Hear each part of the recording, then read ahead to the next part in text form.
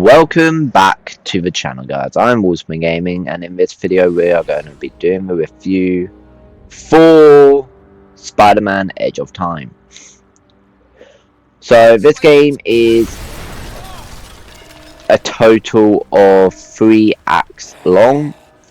Acts have anywhere between 5 and 6 missions in each. There are 4 major boss battles in the game. I'm not going to say who they are or what they are, but you have one at the end of Act 1, you've got one at the end of Act 2, and then you've got 2 at the end of Act 3. You play as the Amazing Spider-Man, aka Peter Parker, and then you also play as Miguel, who is Spider-Man 2099. They are in 2 different timelines. One from 2099, obviously, and one from present day. They have to stop a time collapse. So that's the whole game, stopping the time collapse from happening, and from stopping a disaster from happening to someone everyone knows. I'm trying not to show off too much of the gameplay as far as the story goes anyway. There is no free roam in this game, it's just a story linear game. So, but it is a really good Spider-Man game. It is the sequel to Spider-Man Shattered Dimensions. So, that's basically all I can say about that.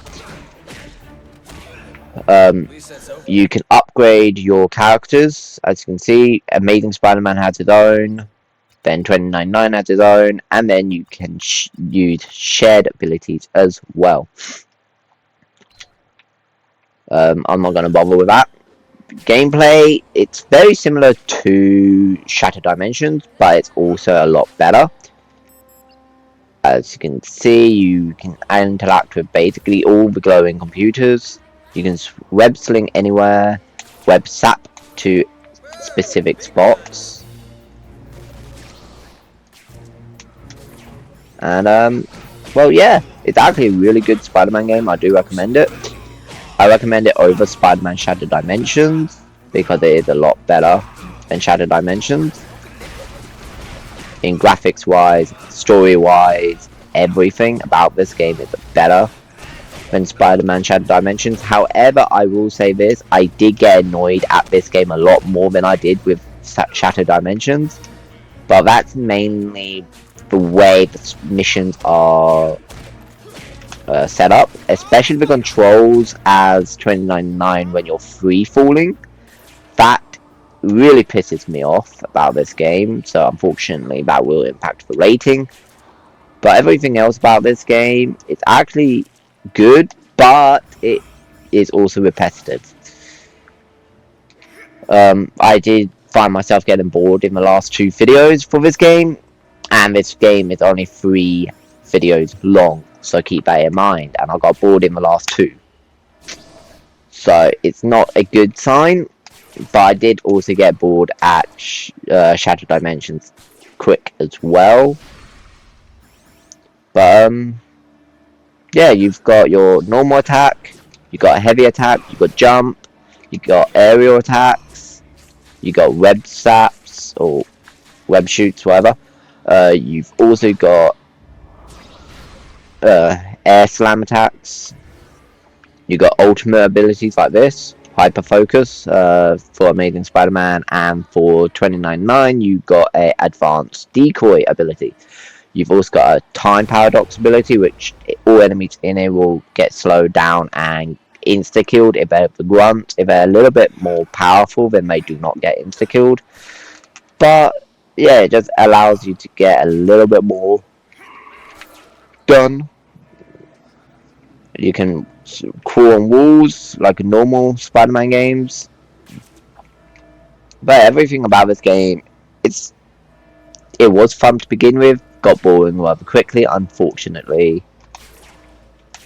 But that's probably what happens with story linear games and not any free roam in them. So they definitely missed opportunity there, but yeah. There are hidden items in the game called golden spiders you can find in weird looking corners, which will allow you to get certain skill upgrades. There's probably one in here, to be honest. No, just an orb. But anyway, now that I've said everything about that, there isn't really much else to say, because, like I said, there's no free roam. It's a story linear game made by Activision. So, combat, story, and stuff like that is good. However, very, very repetitive and tedious and very boring after the first 2 missions. Well, actually, after the first act, to be honest. I'm not going to show you the action figures, but let's take a look at this. As you can see, we don't actually have the costume token, so we can't actually buy a new costume, but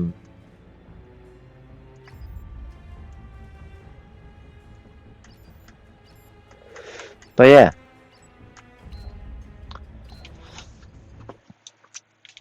That is all I have to say about Spider-Man Edge of Time.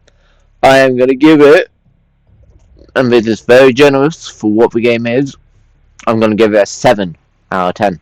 I hope you guys have enjoyed this review, and if you haven't seen the walkthrough series but you want to watch it, there's the link in the top right hand corner of this video to the playlist. Please go check it out. With that said, I will see you in the next video.